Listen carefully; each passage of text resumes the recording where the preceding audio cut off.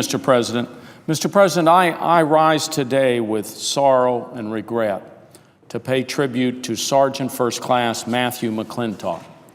Sergeant McClintock was a native of my home state of New Mexico. He died on January 5th in Helmand Province, Afghanistan, from injuries sustained from small arms fire. He was only 30 years old. In answering the call to serve, a call that he answered fearlessly multiple times, Sergeant McClintock's brief time on this earth ended far too soon. It's difficult to imagine the grief that his family and friends are feeling. But I just want to say to them that the memory of this American hero, among those whose lives he touched, among those whose lives he tried to protect, and in a nation's gratitude, will always endure. His memory will always endure. Sergeant McClintock served in Iraq and in Afghanistan. He joined the Army in 2006 as an infantryman and was assigned to the 1st Cavalry Division in Iraq. He began Army Special Forces training in 2009 and was assigned to the 1st Special Forces Group. He was deployed to Afghanistan in 2012. He left active duty in 2014 and was later assigned to Alpha Company, 1st Battalion, 19th Special Forces Group of the Washington Army National Guard, and was again deployed with his unit to Afghanistan in July of last year. That is the official record, but it does not begin to tell us the day-to-day risks, hardships, and challenges Sergeant McClintock and his fellow soldiers encountered, and the remarkable bravery and determination they gave in return. Our nation has the finest military on earth because of the dedication and true grit of Americans like Matthew McClintock. Words cannot take away the pain of those who grieve for Sergeant McClintock.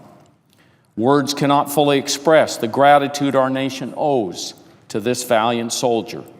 We can only remember, and we must always remember, the sacrifice that Sergeant Matthew McClintock made in service to our country.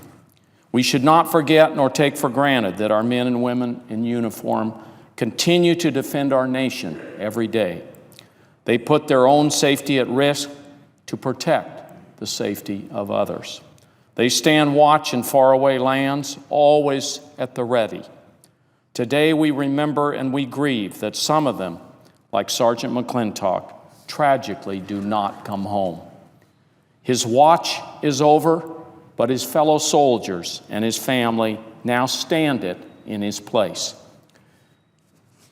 President Kennedy said that stories of past courage can teach, they can offer hope, they can provide inspiration, but they cannot supply courage itself. For each man must look into his own soul.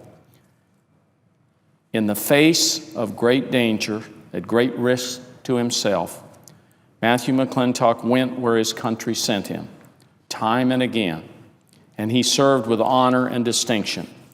I am inspired by his courage and the heroic actions of others like him.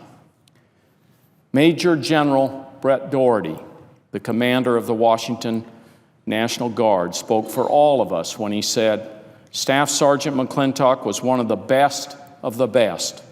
He was a Green Beret who sacrificed time away from his loved ones to train for and carry out these dangerous missions. This is a tough loss and a harsh reminder that ensuring freedom is not free." Sergeant McClintock leaves behind a wife, Alexandra, and a young son, Declan. I hope they will find some comfort now in the years ahead in Sergeant McClintock's great heart and great courage.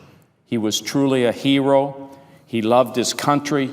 He made the ultimate sacrifice defending it.